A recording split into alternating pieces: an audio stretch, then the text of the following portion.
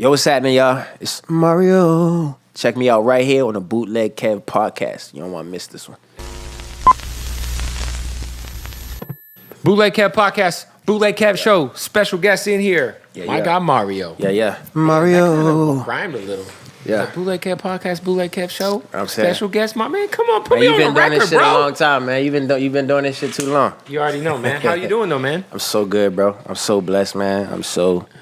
I'm lit right now. I'm excited, man. It's a lot going on. Team winning. We moving. I mean, I've been loving working hard. just the output of music. Thank you. You've been putting out music consistently, putting out quality music, which you've always done throughout your career. But I just, I feel like you just been on your shit, bro, the last couple of years. Like, no, definitely. It's definitely been like a building brick by brick process, to a bigger picture that we have in terms of just like resurfacing the brand fully, of Mario. Do you kind of look at like what happened? Because I feel like when I think of the pandemic, I think of Verzuz. And when I think of Verzuz, I think of a few things. I think of Jadakiss showing people that you really got to be able to rap. Right. And then I think about you showing people, no, you got to be able to sing if you can hang with me. Like, for real sing. Nah, for sure, like, bro. you smoked Omarion in that Verzuz respectfully, because Omarion's a legend. But you smoked him. Obviously, you got hit records, but you also were like, there's no antics involved. Like, I'm just going to sing. It's raw, bro. It's raw. You know what I'm saying? I got talent for real. The same way I came in the game. You know what I'm saying? Sure. I'm the same one. I'm just refined. You know what I'm saying? The same young dude y'all fell in love with singing Just a Friend and Braid My Hair. You was like, yo, why is this the young 106 dude and Park kid? You know what I'm saying? It's just refined, man. And I think Verzuz just really gave me a platform to remind people what that frequency is. Do you look at that moment as kind of like, because you were, of course, at the time you were still doing your thing, but like, do you think that was a very pivotal moment in terms of just reminding people, like, hey, don't forget I'm here? Like, of course, because there's so many eyes. I mean, anytime you get, I think it was the biggest Verzuz. Like, in terms of viewership, I think it was the biggest one. And I mean, anytime you get that many people in one space and you're able to shine, it's a big look for you, and it shifts like people's awareness of what you're up to. Even though they know who you are, it's just an awareness thing. But I think it was like, it put me back in a mental space of, all right, like, it's like now it's time to like really dive in and start getting back to the music, And then since then it's just been, ongoing. Has your creative process throughout the years changed in terms of like when you're in the studio, how you're writing, maybe the environment you're in? Like, how has it evolved like to where you are now? For example, with Main One, right? We outside. I don't even know, what was it, like a Friday or Saturday night? Me, Andy, Dre London, the whole gang. Sounds like was there. It was a lot Andy of us was there. It was a great time. It was we outside. Tiger was outside, and then we literally just go back to the studio. Mike's in the room, waps everywhere.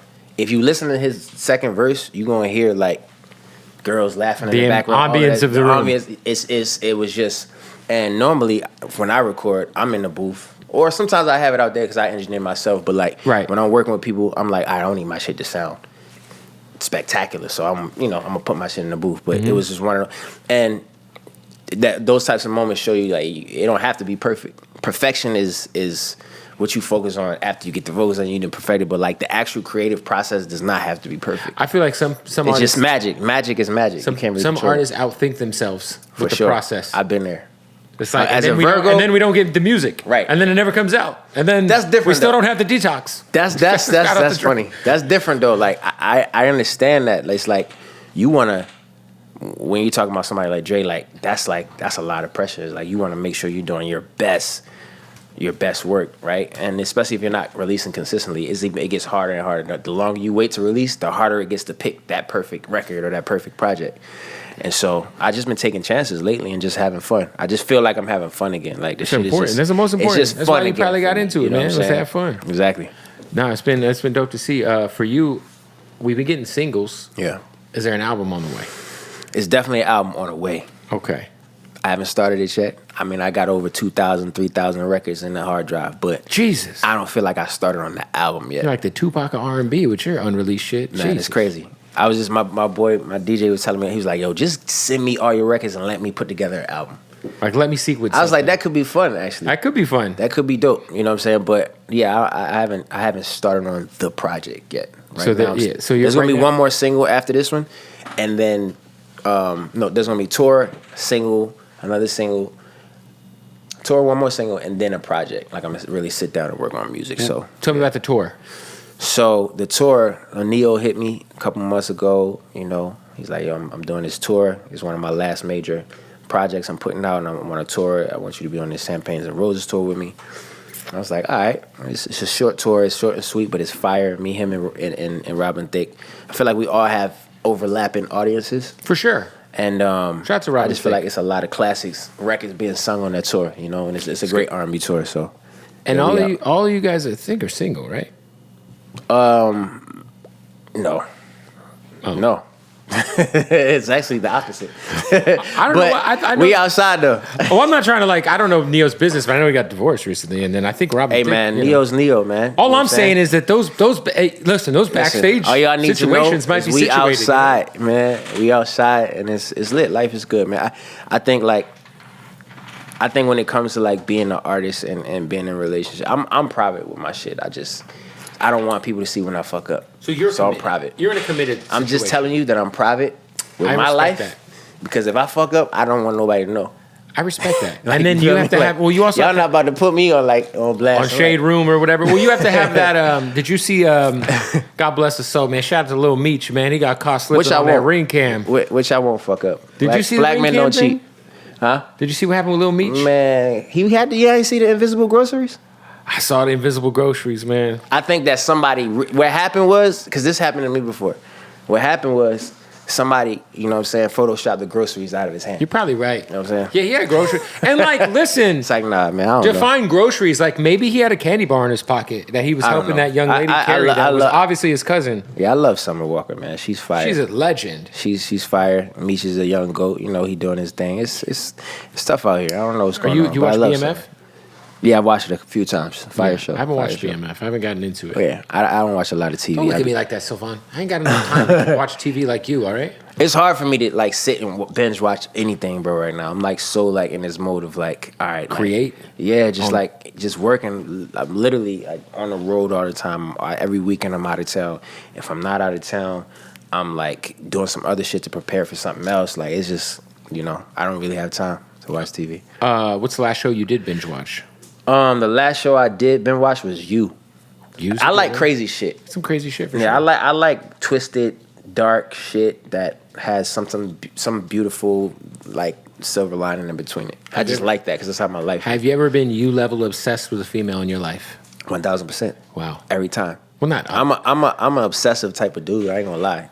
I obsess over what I love. Yeah. Not in an unhealthy. Yeah, you're not out here murdering people. Right? Nah, I can't get away with it. But if at the end of the day, I'm obsessive about what I like for sure, guaranteed. Yeah, no, that's a wild show. And then yeah, it's crazy. If you ever, I don't know if any of your female friends are into these true detective type shows, the fucking my wife is into these murder mystery documentary shows that are on Hulu. Yeah, it's all that gets played on my house, and I just be like, it's always women getting away with killing their husband, and I'm why do you watch? What are we doing here? Are you trying to plot something? What the fuck's going on here? You know what I'm saying? That's crazy. So obviously you and Tyga recorded this together. Yeah, we was in the lab. Wayne getting involved. Where's the Wayne? Do you send it out? Obviously. Yeah. So we were just discussing different features, and my bro AK was like, "Yo, shit, what about Wayne?" And I was like, "Yo, that's crazy. I'm gonna text him." Cause I was I just wanted it to feel I wanted somebody goaty on it. You feel me? I'm me and Tyga cool. I want somebody, if we do a third person, it gotta be something like a goat. Yeah. Gotta be a goat. And then so I text Wayne, I sent it to him and shit. He sent it back 4 or 5 days. And it was up from there. That's a great turnaround. Yeah. Jesus. Yeah. I think was it longer than that? It was about 4 or 5 days. I don't think I think he's just he impulsive with his shit. I don't even think he write his lyrics down. He just goes. He's one of them guys. Was this a swap or did you have to pay Wayne? How's that work? Man, business is business, but there's also love involved. You feel me? So he could use you on the Carter 17 or whatever. That'd be fire. Carter 6. I'd be down for sure. We're waiting on the Carter 6. Let's go. Carter 5. You know what time it is, Sly? We on. Yeah. Shout out to Weezy, man. Talk about your writing process, though. Are you writing down? Are you going in? Are you doing the melody first?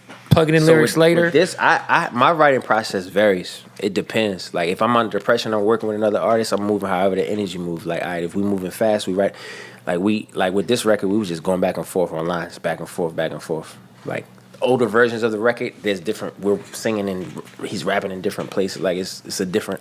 But we just going back and forth with this record. But usually I do my melodies first. Like I like to do my melody all the way through. It might have some words here and there for like just some spitball shit. But most of the time I do my melodies first, and then I go back and then you write. go in and get the lyrics. And, I might just live with the melody for a minute. Let it sit. Live around, with listen. Right, and then let the concept come. I mean, the melody is like really like low key the most important part when it comes to a hit record. Like you're not humming the lyrics, you're humming the melody. You definitely humming the melody, but you said hit. You didn't say timeless record, so you're right. No, like there's a difference between a hit and a timeless record. Like I mean, like lyrics are very important, but the melody has to be there. Otherwise, you know, for sure. Cannabis would be like the biggest artist of all time because he's a lyrical assassin. You know what I'm saying? No, I get what you're saying. The melody is definitely important, for sure. But I feel like hits is like you could have a hit that don't have the greatest lyrics, but it's a hit for right now. But it might not be timeless. We got some of those right now. You know what I'm saying? Yeah, we got some of those right now. What is this box? What's going on in here? It's just drugs in there, weed. Oh, it's just weed? I see some. Shout out to King Palm. So King Palm is our sponsor, and they have these giant leaves. What's this shit? And there's weed inside. Oh, this is an actual blunt? Yeah. Wow. Yeah, it's weed. It's crazy. Shout out to King Palm, man. Make sure you go get you some King Palm. Woo. Also, while we're doing this, we might as well shout out to Blue Chew. If you ever have any issues with your situation, you could use a Blue Chew. Man, I'm good. I know, but if you wanted to use a Blue Chew, maybe you're dealing with erectile dysfunction, you use the promo code Bootleg, you get a month for free. You know what's crazy? Maybe you're a little drunk after the club. Little whiskey dick. It's happened to me at least. You know? That happened to me in the past. I stopped drinking. Drunk, yeah. I stopped drinking 4 months ago, but that definitely happened to me in the past. But it still work. It still work out. But it works enough. You just gotta have it. You know what I'm saying? Your shit gotta be. You feel me? So that even when it ain't all the way, it's still doing right. Well, not everyone's blessed like that. You know, but not everyone's endowed like you, sir. No, at the same time, it's like, yo, I promise you, like I don't think I ever tried anything that make me last longer, no shit like that before. You never had a gas station pill or a honey pack? Nah, bro, those shit scare me. I'm like, what if you take one of them shits and your shit just fucked up for life? I've never had one either. So. It just look colorful and it just look like some shit. I got this friend though, his name's Sylvan Marshall, and he always has these blue rhino pills everywhere. I be seeing them shits. Yeah. Y'all niggas crazy. He also kind of looks like a blue rhino. Oh, he's right there. That's Sylvan. Yeah, crazy. Oh. Crazy. No, I was gonna ask you, what made you stop drinking? Shit, just knowing this run was about to go on, and I was going out all the time, and you know what I'm saying. So like I look at it like I have to sacrifice. I can't do everything. You know what I'm saying? That it's hard to say no to because you're doing club hostings. Fun, yeah. You know what I'm saying? Because I have to preserve myself. Mm-hmm. You feel me? I know the run I'm trying to go on. I know like the goals. So like, I just like, you know what? I'm gonna cut this out. I got my other little tricks that I do, but like the drinking part, I cut out. No more alcohol. And then also, it's like obviously, alcohol has a lot of calories. It's like unneeded, bruh. And yeah, I just feel like shit the next day. And you're about to go on the road. You want to be fucking straight chiseled up, bruh. You know what I mean? For the road, I'm definitely about to get right, but I just like I feel like shit the next day. It's crazy. I don't know. Some people can go crazy like that and be like, nigga, we up at 9 o'clock. Tell me about your relationship with psychedelics. Man, I have a long-standing relationship with plant medicine. I don't like to disrespect them by calling them psychedelics. Okay. Because some people take that the wrong. I call it plant medicine. Plant medicine. I just respect. I feel like there's so many different healing properties in plant medicine. You talk about shrooms, you talk about peyote, DMT, all that. I definitely think it's not something you take every day. You know what I'm saying? Shrooms you can, but sometimes you can microdose every day, right? And be productive. Like, the other ones is like you're not going to do DMT times. Every day. If you want to sit with yourself and you want to kind of see yourself in super present moment outside of time and space, like for me, I think taking plant medicine reminds you who you are beyond the physical, right? And it's therapy. It could also be therapy. It's deep therapy. It's therapy with yourself that nobody else can help you with. Mm-hmm. You just have to be ready to face yourself. Honestly speaking, I wish that my mother would have taken ayahuasca or some of these plant medicines. It would have helped her with her addiction, I'm sure. 1,000%. I feel the same way about people in my life. If I would have known that, I would have. That's something I definitely would have. Yeah, there's people in my life who like I was growing up with, like my family members, and I'm like, damn, like if I, I got family members that have overdosed and been through all that shit too. So it's like, damn, like. I just think right now, even if you don't take plant medicine, right now is the time to just expand your horizons as a being. We in a spiritual war right now, so it's time to like really tap in with yourself on a whole other level, because life ain't gonna get easier if you don't start to understand who you are. Well, they just decriminalized it in Oakland, San Francisco, obviously Oregon, Washington, Canada, but I think the whole state of California is coming soon. I think for especially for therapeutic take it back. The therapeutic purposes are because people who have PTSD who've been in the military. Yep. Shout out to all the veterans, man. They could really get a couple of my homies is veterans. There's even like MDMA therapy. So there's definitely a lot. Like I have a friend of mine who was probably the biggest degenerate top 5 I've ever met in my life. And this dude he went to Malibu and he did 2 days of ayahuasca. Wow. And it was almost like he said it was like 30 years of therapy. Yeah, man. Wrapped up in a 2-day session. So what happens is that we hold so much trauma in our tissue, in our bones, and because we're vibrational beings, these things sit there and they don't leave until we work them out. And they're suppressed. You might not even know they're there. You don't even know they're there. Yeah. Right? And so when you do these plant medicines, what happens is it goes in and literally vibrationally breaks things up and opens you up, opens your pineal gland, it opens you up so you can see and feel everything. That's why some people, they have trips that are like not as good because they're purging all of this shit, right, that they've been holding on for years and years, and even past life traumas and all this type of shit. So it's not a joke, you know what I'm saying? It's not. People think it's like a party thing, and it's like, no, this is like some real medicine for real. Like it's a medicine for real. Exactly. Like I think of like this fentanyl shit going on and all these people overdose. I'm like, man, if they would just legalize some of this shit, it would like change a lot of people's lives. Because I think the biggest thing with addiction is like the withdrawals, getting people off shit, getting people like disconnected from people want to escape, right? People want that numbness. Some people want the numbness. Some people just want to do it for creative purposes. Some people are addicts to it. Some people, I just think people like to sometimes have some type of escape. And you can microdose before you work out. Gives you a little energy. I never did that before. I got homies who are jacked, and they will do a microdose as their pre-workout, which is, I'm like, hey, that's good for you. I'm not doing that, but how are you feeling about all the new Alien news that's been coming out? Alien? Did you see that? We got to stop the interview real quick to tell you about our folks at MyBookie, man. Look, MyBookie, NFL season is approaching, and you know what they just added that I love is that early cash out. Let's say you got a ticket, and it's looking great. You can cash out early on that ticket, all right? I love it, all right? Plus, of course, MyBookie's got the full casino going down, and if you sign up right now using the promo code Bootleg, they will give you that first deposit bonus up to $1,000, all right? So head over to MyBookie ASAP. Look, we got NFL coming. There's baseball you can gamble on right now. And, of course, the full-service casino, blackjack with the real dealer, roulette, craps, whatever you're into, slot machines.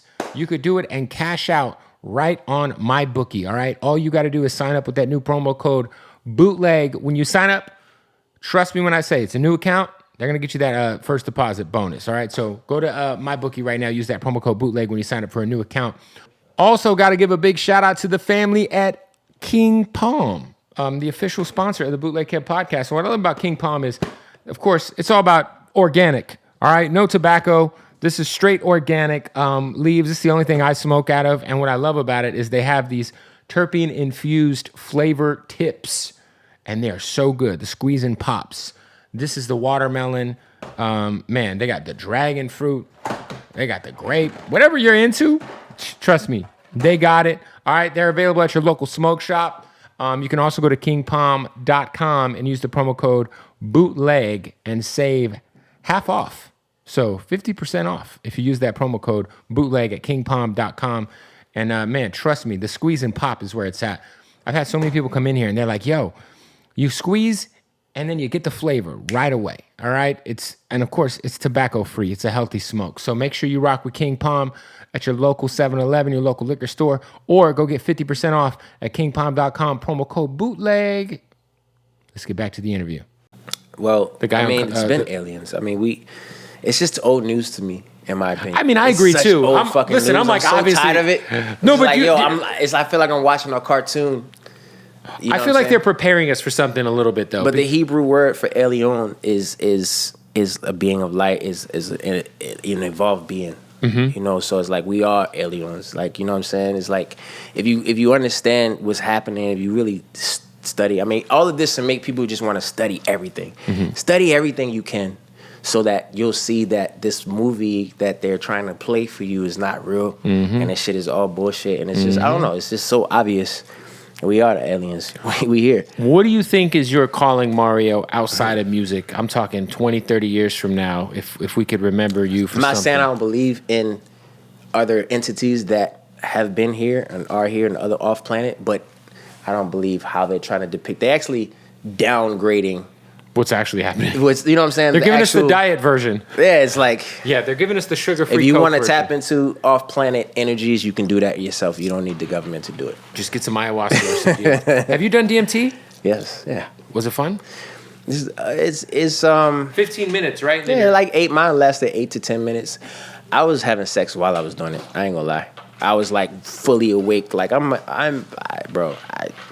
Sex on DMT? Yes. What's that like? Super, like you don't really feel the physical act of it, but because it's your body's not really, you don't feel your body, right? You feel everything. Everything is just, there's no separation. Wow. From what I experienced, and but I was still very much so in my body and very much so in my light body. So it's just like, it was interesting. I've yet to do DMT. I haven't done it in a while. I'm a little intimidated because I have a friend who does it, and he'll do it once or twice a year. And he freebases it. So he does it like where he does it. Mm-hmm. I've been there when he did it, and I got sketched. I was like, I'm good. I think that when you take plant medicine, depending on where you are spiritually, where you are awareness-wise and consciously, it's going to affect you different every time. Yeah, so he was gone for like about 15 minutes and came back and was like, what he remembered, because he's like, there's just too much shit coming in for me to like really remember everything. But he was like, it felt like I was gone for like 6 months and was like going to work and living a life like in 15 minutes. I was like, this is crazy. Like, I don't want to be somewhere for 6 months. Yeah, I mean, anytime now that I do anything, I always set intentions now. But I think intention is important. Yeah. Because if you're doing psilocybin, your intention is important, because you could be, if you're at the club and you're drinking and you're like, let's do some shrooms while I'm drinking whiskey shots and tequila shots. You gotta understand, every time it's chemistry. Every time you're doing different things, you're adding a different vibrational response to it. Yeah. You're changing the state of it by mixing it with something else. So you're going to have a different reaction. It's just like when you walk in certain rooms, your energy can shift the room based upon because everybody has a magnetic field, 360 degrees around them. And whatever's in that field, it could be the person you was with last night, it could be your emotion. It's so much shit going on. You got to be selective who you let around you, man. Yeah, or maybe you want that energy and you want to use that energy. I just think you just have to be aware. Whatever you're calling about, whatever you want to happen, good or bad, whatever, it's your world. Do as you will, but just know. Speaking of the question, I was asking you, what do you think your calling is that's outside of music? My calling? Like, just, if we're talking about... I think it's to connect with like-minded individuals who know who they are and has a sense of awareness above whatever's being, presented to them, so that you can create solutions for humanity. We can create solutions for humanity that may not be easy to do. I think that there's definitely a calling for all soul families right now. Like, your soul family could be people that you meet or run into and y'all just feel like this connection with each other that's like protective, or like, I just trust this person. Like, we have same ideals in life. We may be in different fields. I got friends who are in completely different fields of music that I connect with, that are just, incredibly powerful people, and have special gifts, of healing, or they may be great at, connecting the dots when it comes to solutions for neighborhoods or inner cities. It's just so much. And so I think right now soul families are connecting. You know what I'm saying? Outside of us getting money and hustling, like whatever it is your superpowers are, there's people out there that's supposed to be on your team to do whatever needs to be done when the time is. I think over the next few years, we're going to see a lot of shifts in consciousness, right? And because right now, everything is splitting. Like, so realities are completely splitting to where as though you can be living your chosen reality and another person can be living their chosen reality, and they will not overlap, and y'all can be in the same space. Facts. You feel me? And so when you understand that, you really can live the life you want to live and not worry about being affected by other shit because it's not real. I think, too, like, your story is very relatable to what a lot of young men and kids are going through in today's world, because addiction levels and having parents that, you know, my son went through that. You know, my son's mom is fucking dope fiend out for sure, like, at the moment. Sorry to hear that shit. Yeah.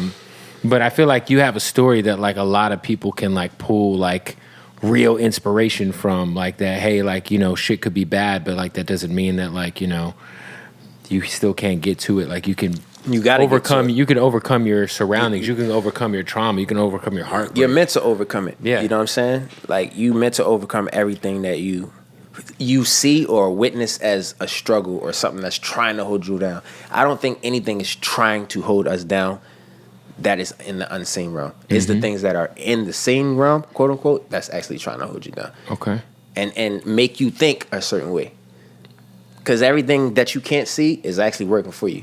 That's real. You know what I'm saying? It's really the shit that you can you touch. You know what I'm saying? You got allies that you can't see. And I think that when you think like that and you feel like that, you believe that, you're going to get that support. You know what I'm saying? And I feel like I've always believed that. Even growing up, I always believed that. I was born with that in me. So that's why I feel like I've been able to sustain without family, without, you know, certain people that were protected. I always felt protected. I still do. I feel like I got an army around me at all times that you can't see. I feel it. I know it's there. For you, I got to ask, which version, because you obviously have one of the biggest records of all time. Do we like the remix to Let Me Love You or the OG? Which one are you taking? I mean,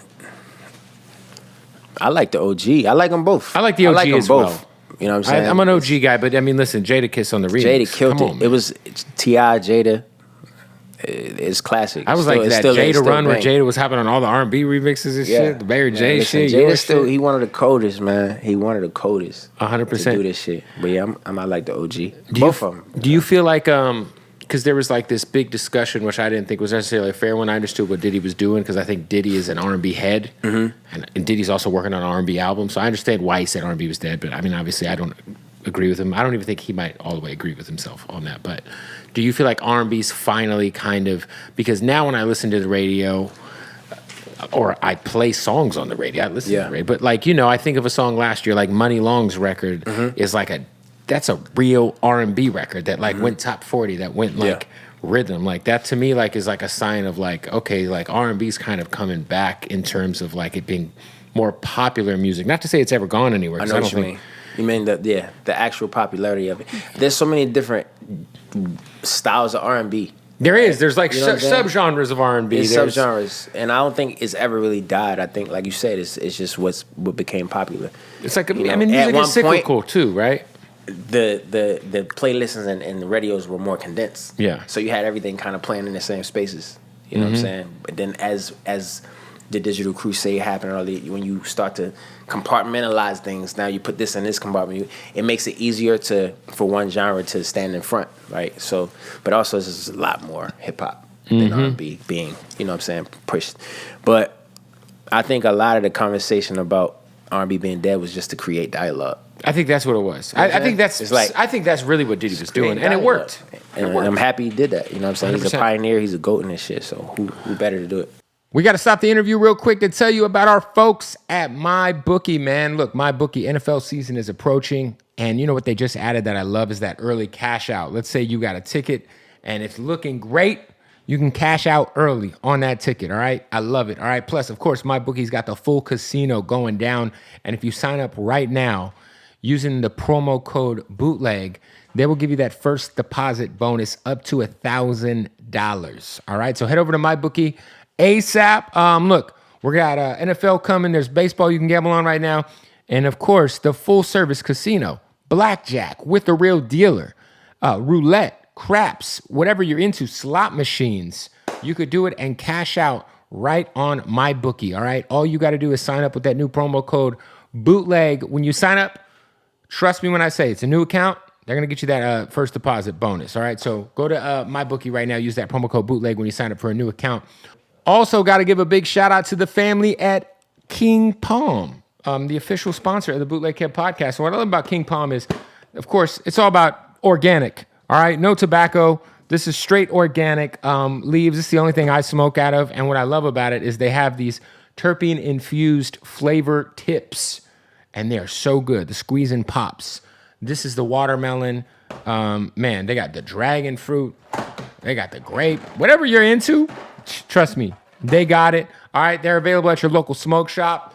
You can also go to kingpalm.com and use the promo code BOOTLEG and save half off. So 50% off if you use that promo code BOOTLEG at kingpalm.com.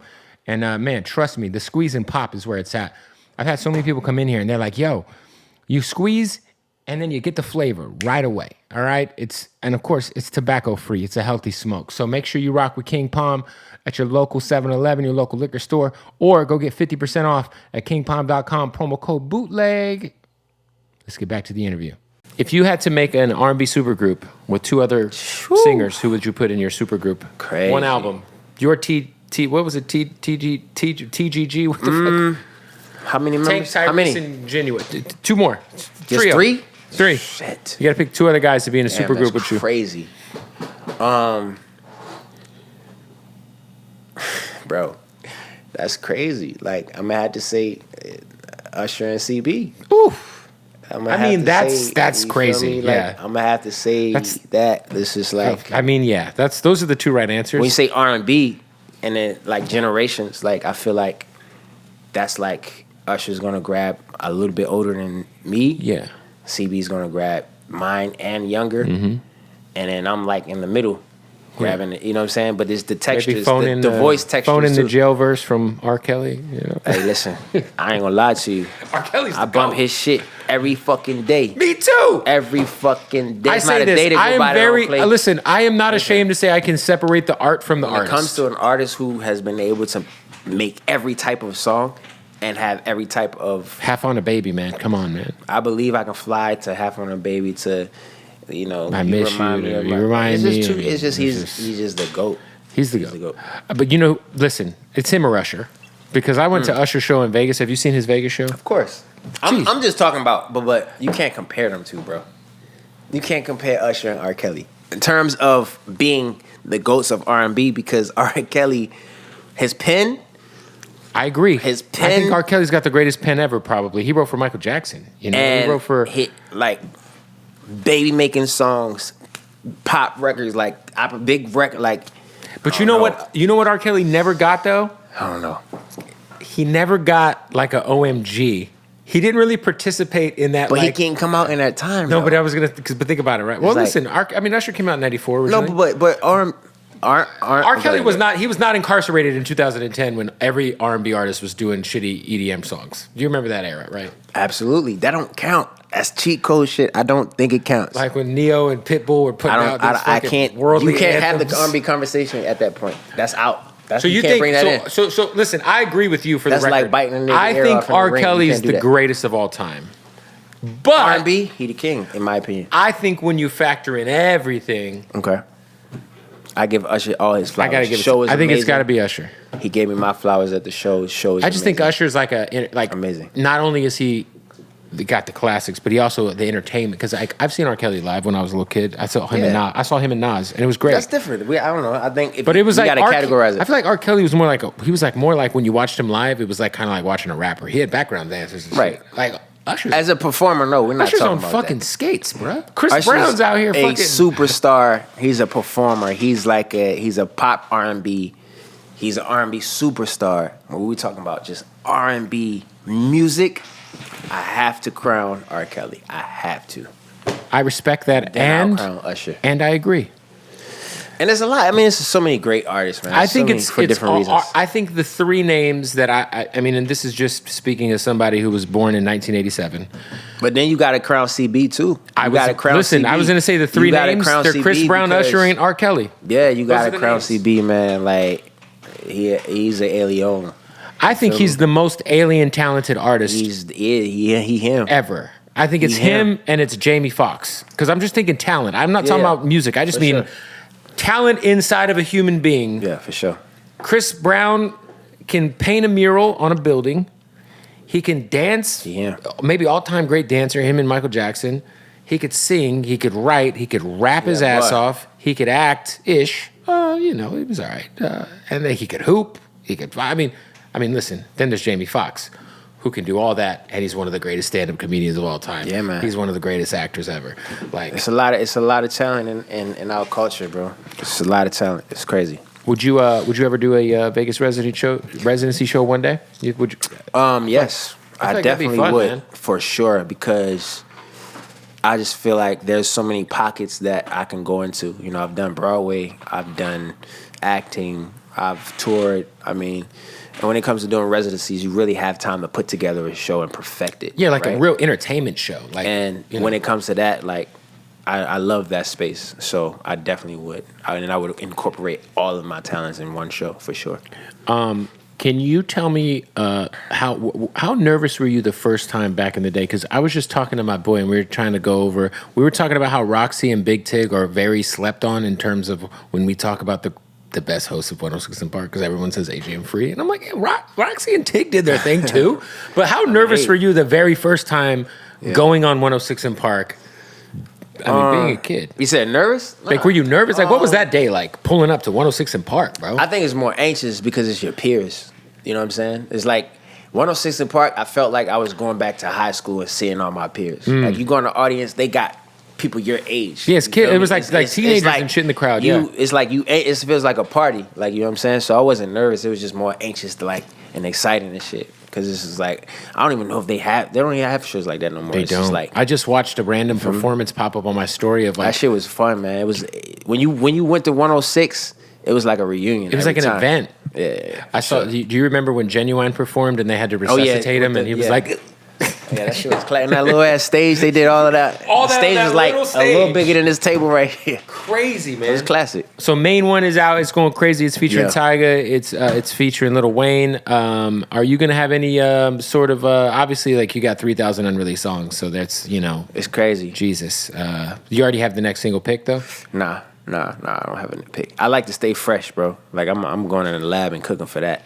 After these next few shows, I'm probably locking in and just we cook. Would you ever reunite with the Scott Storch here? For sure. I talked to Scott 2 weeks ago. We got records that could possibly be something, you know what I'm saying, already, but we definitely tapping back in for sure. I'll just talk to him. A lot of cigarette smoke in that session. Well, Scott? Yo, he'll smoke down them cigs, and then he's you know what's crazy? When he in the studio with me, he don't really smoke. He's the best. Like, he'll go outside the studio. No, he'll smoke outside. He'll smoke weed in the studio. Smoke cigarettes like that. I see him smoking weed. He smokes weed and he'll smoke cigarettes. I don't see him smoke cigarettes. Storch is a sweetheart, man. He's a great guy. That's my guy, man. I can't wait for them to make the movie about his life. Crazy. Because it's gonna be fucking insane. I don't even want it to be a movie. I want it to be like an HBO Max original. It's so many legendary moments. I want 50 Cent to be the executive producer, like the Scott Storch story. That could be fire. Because he had sex with everybody first. Everybody. Like, Ray J did not hit it first. I ain't gonna hold you. Scott Storch did. You right. Anyway, I seen some shit. I bet you did. All right, so look, the single's going crazy. Is there going to be anything visual-wise coming with it? The video just came out. Video just dropped. Video's okay. out right now. So yeah, we're going up. And then obviously album on the way. What made you get back with the major? Because you're obviously back. You're with Epic, which you in a different capacity. It's more like a partnership, and really just Sylvia, Zeke. You know what I'm saying? We've been talking about working for a minute, and my business partner Andy, aka 365 Management. Like, we decided to collectively go that route because I just put a lot of work in on the ground. You know what I'm saying? And just like learning the business aspect of this shit for like the last 7 years. Yeah. In the independent space. Right. And I just felt like it was time to have an addition to the team. I love it, and man. I like the house over there. I like who's there. Yeah. You know what I'm saying? Except for this fucking piece of shit. y'all need to put some gloves on. You know what I'm saying? It's so violent, But yeah, man, it's gonna be a good run. I'm excited about it. I'm excited for you, man. Yeah. But look, the single's out. Go crazy. Go support it. And then make sure you get tickets to go watch you, Neo, and Robin Thicke. Yes, sir. On tour. It's going up. That's going to be a fun concert. Should be a lot of ladies in there. It has been. Every show. Yeah. Every fucking show. Go run that up. Appreciate you pulling up, brother. Always, man. Yeah, congrats on and on everything you doing too, man. Mario. Respect the hustle. Boom. Fire. Mario. Hey, what up, man? You just watched another episode of the Bootleg Podcast brought to you by Hardin, baby. Shout out to the family at Hardin. Don't forget, make sure if you're in Las Vegas, you get into that taxi. As soon as you land, you get into that Uber, say, take me to Hardin, all right? They're going to get you taken care of. The most craziest premium selection of cannabis you'll ever find under one roof. It's a vibe in there. The bud tenders, they're going to take care of you. Man, listen, tell them I sent you. They're going to get you right. Shout out to the family at Hardin in Las Vegas, the #1 dispensary in the world, all right? And we are so proud to be partners with them. So shout out to Hardin. Go follow them online, Hardin_Las Vegas, and check out their website, HardinLasVegas.com. Get you some swag. You know, you can't buy this, but, shout out to Hardin.